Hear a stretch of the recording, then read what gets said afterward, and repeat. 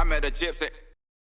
I bought like a 90, I can't even remember what model it was, like a 99 CR125. Thing was the biggest piece of shit.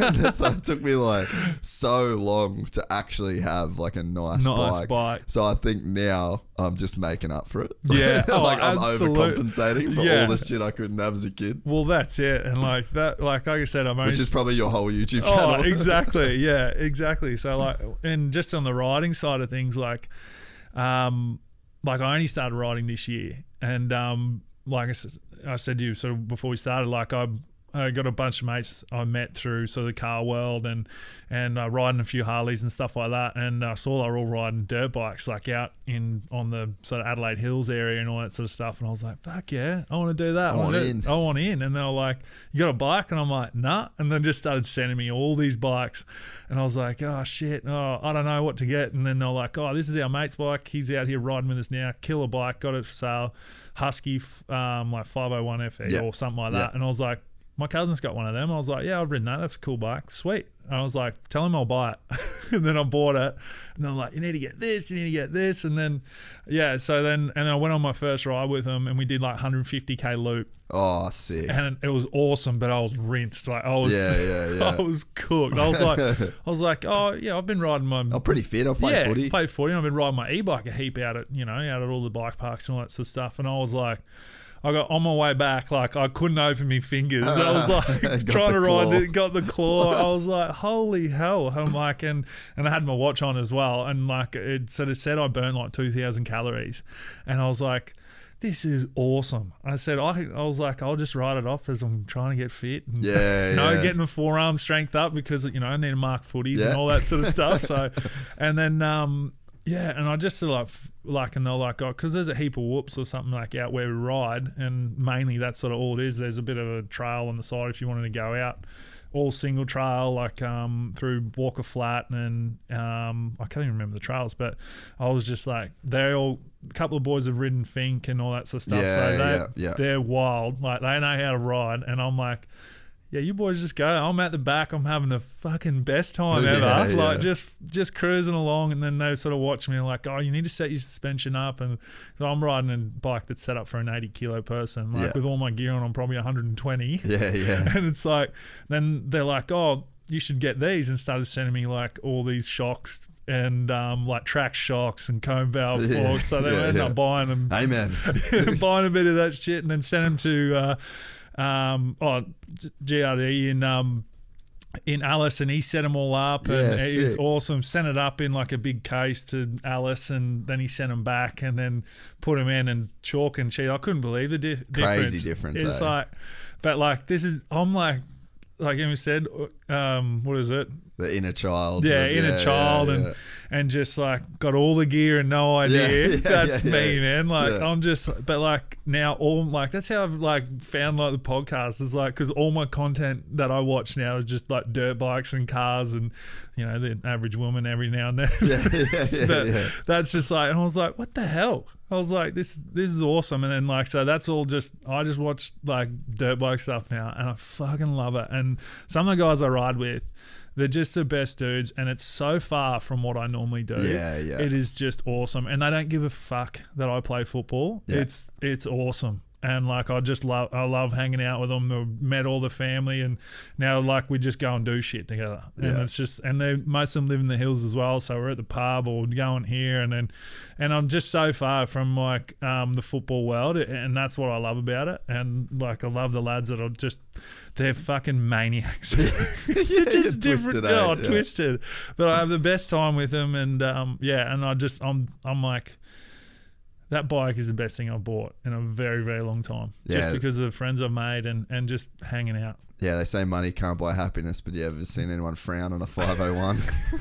Exactly right. Fucking hell. And it was funny, like, because I like I love doing all the trails, like, and even though there's a road next to it, the boys will be waiting for me, and like I'm just on the trails, just like, because I want to get better, and I'm trying to do this, and they're waiting for me, and they're like, "What's the bet he'll be riding on the road?" And one of the boys was like, "There's no fucking chance he'll be on the road." And the next minute come out on the trail, I'm like,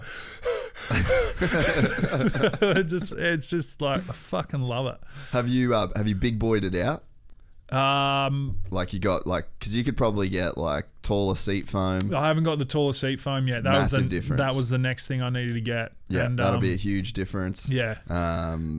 What else? You could probably get lower foot pegs. That's another thing that I probably need to do as well. But like even like Have you got the big shifter? I got a longer shifter, I'm pretty sure. Yeah. Yeah, I did get a bigger one of them just so like getting used to those boots was like you know, but shit, they're more comfortable than my football boots. Those things are unreal. I don't even know what ones they are. So I was like, because I said, you got any size 15? Like 15, that's a big foot. Yeah, they're like, oh, we'll have to order them in. And I was like, oh, sweet, how long? And they're like, I'll be in 2 days. I was like, fuck yeah, that's sweet. Sick. I always have to wait months for boots and shit, you know. So it's but yeah, and like the moto world's fucking cool. Yeah. I just love it. And like I went to my first Supercross in Adelaide, I think it was. Oh yeah. Oh, did you go last weekend? Yeah, last weekend because I had to duck back to Adelaide for the launch of like the birthday of the studio. Yeah. And mate, I had so much fun. That's sick. Yeah, it was awesome. I was like, fucking hell, how the hell do they not fucking crash? Like all the like, because we went to a motocross track when we went for I think it was my second ride. Yeah. And they're like, oh, we can just do like a couple of laps sort of thing. And I was just sort of watching, and they're just like, nah, like cruising around. And I was like, fuck yeah, let's go for a little. I was like, how the fuck do they ride this thing fast? It's like ruts and shit. And I'm just like barely hanging on. And I was like, holy hell. I was like, nah, that's enough. Yeah, you guys have that. Yeah, exactly. Dude, Supercross doesn't make sense. No. Like it shouldn't be a thing that 20 people are allowed to do at the exact same time and actually try and like race each other. Yeah, I thought it was wild when they obviously had the heats or whatever like that, and there was only maybe 10 and they were just sort of like ripping around and they just look out of control nearly most of the time, but then smooth as well. Yeah. Like it's like how like you notice like the good guys and that they just dominate and then it's like that is and then they all get there's like 20 of them on this, and then Adelaide, apparently the boys I was with, they were like, this track's not that great and that jumps they don't get enough sort of room to be able to get into that, or because all the young blokes were casing on the triple real hard, so it was that was what the boys wanted to watch, but yeah, and I was like, this is fucking wild. And then like when they have that break and then the Bobcats come out and then just like, and I was like, fucking hell. I was like watching these Bobcats go. I was like, fuck yeah, those blokes. Boys can steer, right? Good operators, eh? So I was having a fucking ripping time. Like I only had like a couple of beers, but it was fucking awesome. And dude, you're about to just go into like the deepest hole, bro. Like you've got years of shit you can do. Exactly. That will still have novelty.